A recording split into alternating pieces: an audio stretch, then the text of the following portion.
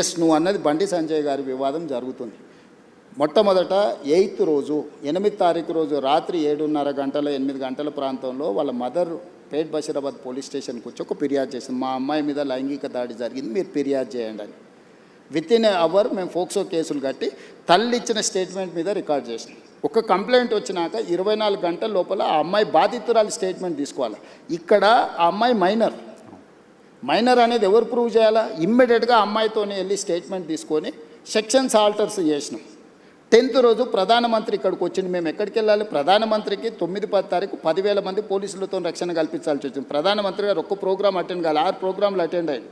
Hitech city కావచ్చు, Sindhu hospital కావచ్చు, పవన్ కళ్యాణ్ కావచ్చు, చంద్రబాబు నాయుడు గారు కావచ్చు, బేగంపేట కావచ్చు, పరేడ్ గ్రౌండ్లో పబ్లిక్ మీటింగ్.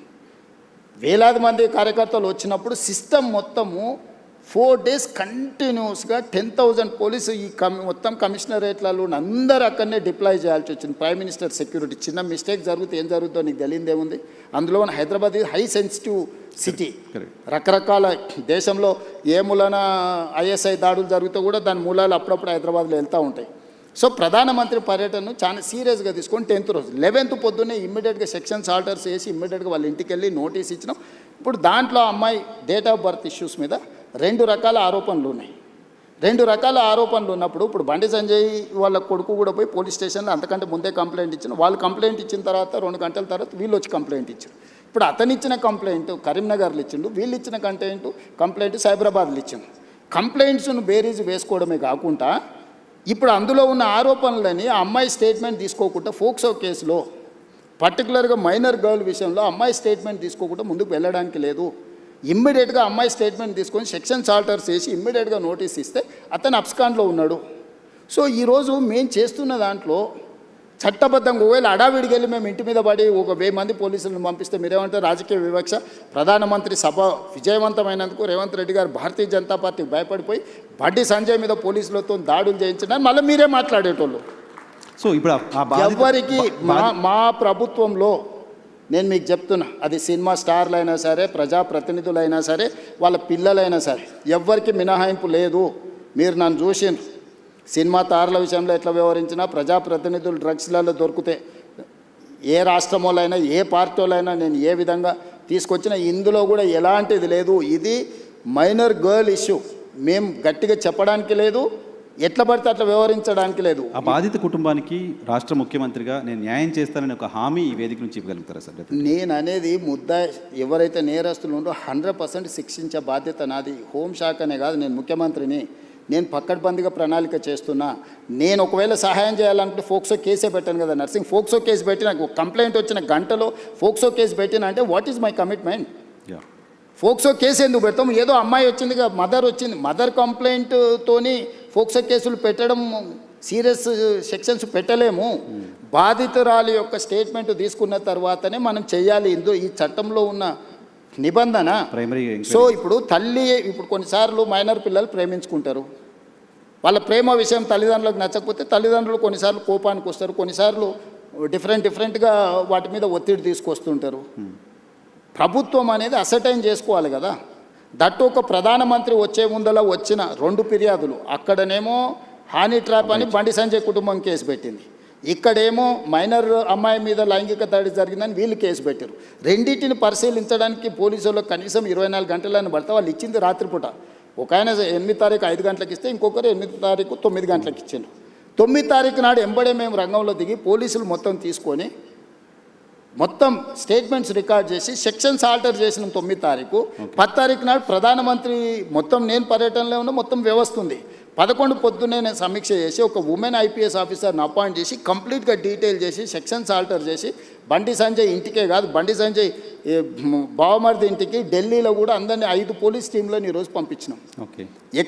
ఎక్కడన్నా ప్రభుత్వం కేసుని ఏమైనా డైల్యూట్ చేసిందా? ఇప్పుడు కొడుకు నేరం చేస్తే తండ్రిని అరెస్ట్ చేస్తారా? నువ్వు చెప్పు.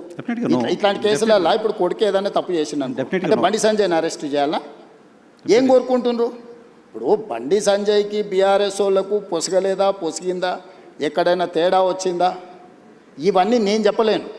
కానీ RS Praveen Kumar garu volunteer retirement తీసుకున్న ఆఫీసర్, ఆయనే ఇన్వెస్టిగేటింగ్ ఆఫీసర్ అనుకుంటే ఆయన ఐపీఎస్ కాదు, ఇప్పుడు is no more IPS officer, ఆయన రిటైర్ ఆయన అయిపోయింది. allegation- ఓ గడిలకు వ్యతిరేకంగా కొట్లాడుతున్నాడు, ఇప్పుడు ఆ గడిల దగ్గరనే గులాంగిరి ఆయన చేస్తున్నాడు. అలిగేషన్ పోలీసులు బెదిరిస్తున్నారు బాధిత కుటుంబాన్ని అని ప్రవీణ్ ఎవరికి కుమార్ అవసరం ఉందా? పోలీసు బెదిరిస్తే కేసు ఎందుకు కడతాము?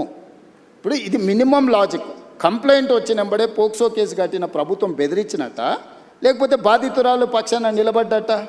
ఇమ్మీడియట్గా అమ్మాయి స్టేట్మెంట్ను తీసుకొని ఆ స్టేట్మెంట్ ప్రకారం సెక్షన్స్ ఆల్టర్ చేస్తే మేము బాధితురాలు పక్షాన్ని ఉన్నట్ట, లేకపోతే అవతల పక్షాన్ని ఉన్నట్ట? ఇప్పుడు వీళ్ళ ప్రాబ్లము కేటీఆర్ గారికి, ప్రవీణ్ కుమార్ గారికి, బండి సంజయ్కి పంచాయతీ ఉండొచ్చు. ఆ పంచాయతీ రాజకీయాలలో వాళ్ళు ఏమన్నా తెలుసుకొని ఎవరినైనా తిట్టుకొని ఎవరినెవరైనా కొట్టుకొని, ఇప్పుడు ఆయన ఎవరో వాళ్ళ ఎమ్మెల్యే తిట్టిండు, వాళ్ళు వచ్చి వీళ్ళని తన్నిండ్రు. ఆయన ఏమంటుండు, వాడు తిడితే నేను దాంతో నాకు తెలిసిన చదువు ఇదే అని ఆయన అంటుండు.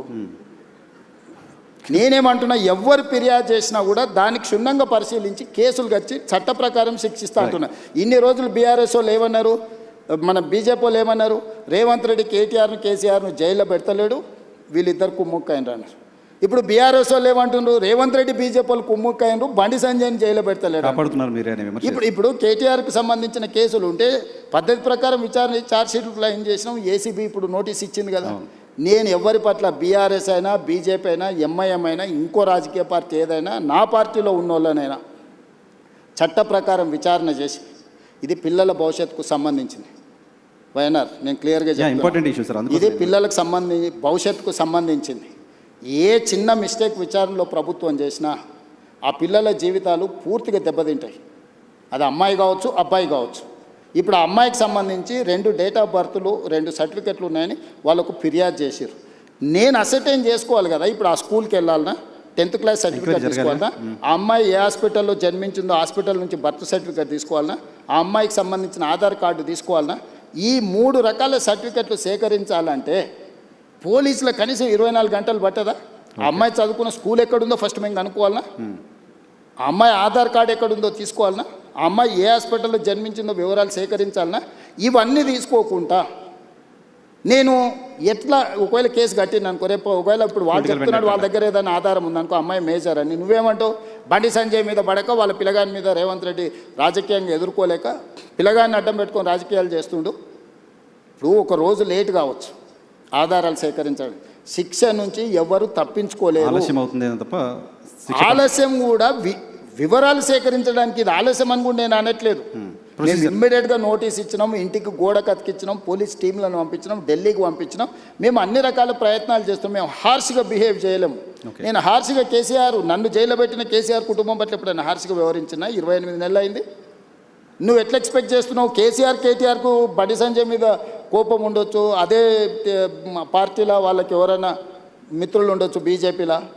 కవిత గారే ఏం చెప్పిండ్రు, బీజేపీలో విలీనం చేయడానికి హరీష్ కేటీఆర్ నా దగ్గర జైలు ప్రతిపాదన తెస్తే నేను తిట్టేలా కొట్టి నేను చెప్పిందా? సరే పొలిటికల్ ఇది అట్లా కాదు. అంటే విలీనం చేయాలన్నప్పుడు మరి బండి సంజయ్ ఏమైనా వ్యతిరేకించిండా వీళ్ళను? విలీనాన్న